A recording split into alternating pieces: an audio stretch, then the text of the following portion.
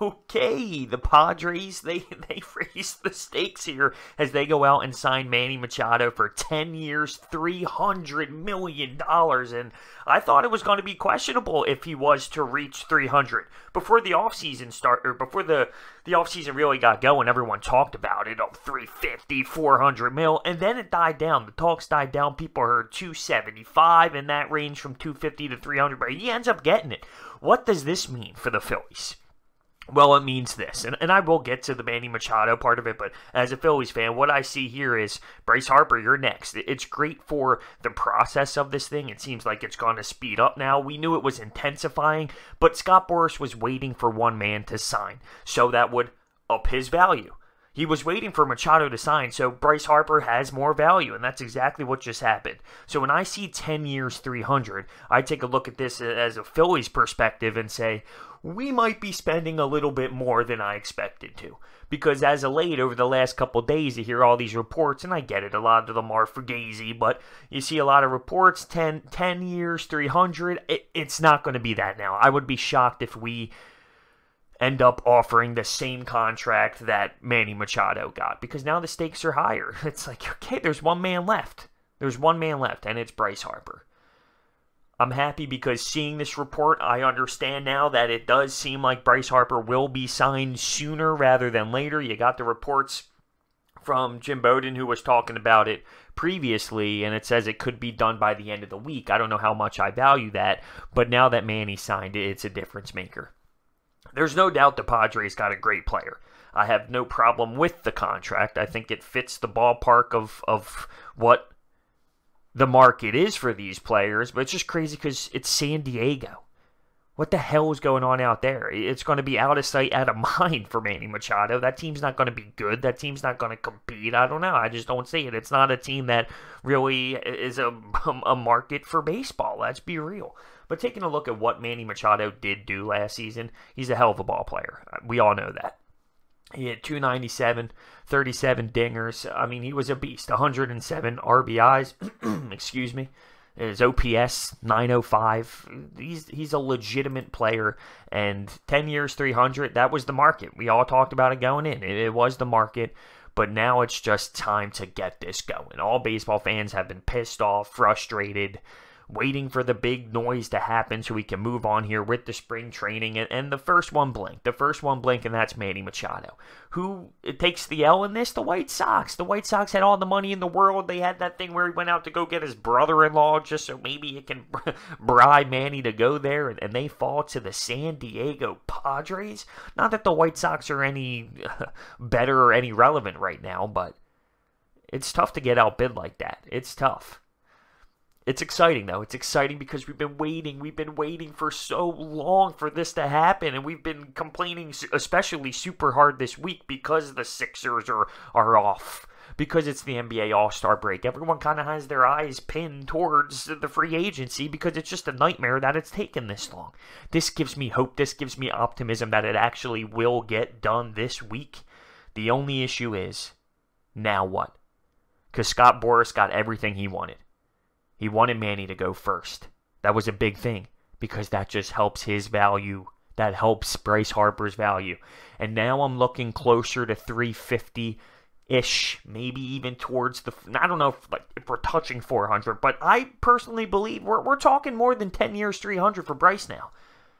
Even though we are the only team that has the ability to give him the long term that he wants and how much money annually that he wants.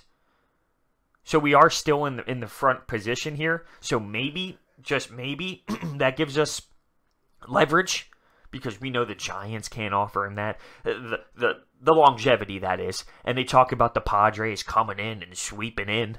Well, now that's all over. That's not going to happen. So maybe, just maybe, it won't be as bad as I think. But do I think it's going to be 10 years, 300? The value now goes up. The market now goes up. I think it's going to be higher. I'm okay with it. People want to complain, he's not worth this much money. It doesn't matter. There's no salary cap. It doesn't matter how much you're paying.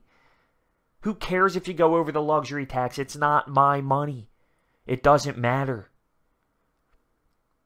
But this is pretty crazy. You just take a look at it, and It's huge news, and this is an insanely ginormous contract. Insanely. 10 years, 300. It's finally here. It's finally. Now it's not over. The Bryce sweepstakes are still out there, but it just gives me more hope. Because that's what it was. It was a waiting game. Everyone wants to blame Clentac and Middleton and Bryce Harper for not getting it done. It's the agents. It's the agents. I'll tell you the most frustrating thing, watching reporters and MLB insiders tweet every day. Stuff that doesn't have any meat to the bones. It's, oh, Phillies are still in the favor of getting Bryce Harper, and it seems like there's the Giants and the Padres are in talks with them too. Well, hasn't that been the same for how many weeks now, how many months now? So many MLB insiders talking about it and tweeting every day with no substance to it. We know that. We know it. Just let us know. It's like they're just fluffing it all up there and throwing it out. The Padres. The San Diego Padres. I mean, from their perspective, kudos. Kudos. It's a big-time signing. You want to try and make a statement. You want to get yourself a star, be able to market your team better, be able to attract free agents. Absolutely. It's a great move for the Padres. He's a player. I don't want to hear the complaining about the contract thing from anyone. It doesn't matter. It doesn't matter. Where would the Padres be without someone like Manny Machado? This gives a little bit more hope. That's what it does. But what it really does for me is I sit back and say, all right, Bryce, it's your turn, baby. All right, Scott, this is what you wanted, Scott. That's what he's been waiting for. He didn't want to blink first. He wants to play hardball.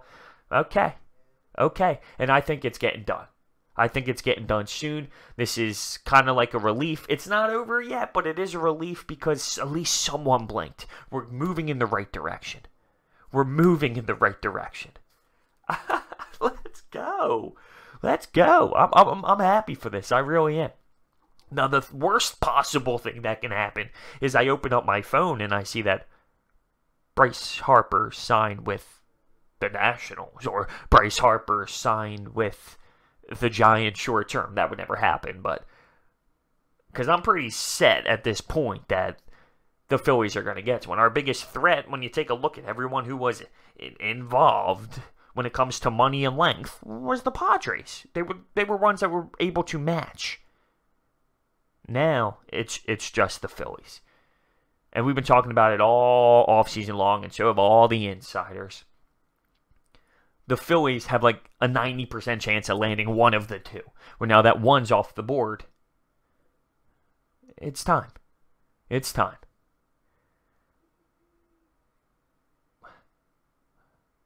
I'm just... I never thought I'd see the day. I never thought I would see the day. Finally. And this is me just getting excited for someone signing, not even with the Phillies. This is just me signing natural reaction of embracing the fact that this process is going to start getting moved along. We're going to start seeing these players attack spring training and all that. But my initial reaction to all this was mid-March. It's going to mid-March. Just have that mindset. Because you won't get heartbroken. Everyone talked about late February and what happened last year with JD Martinez, and I get all that.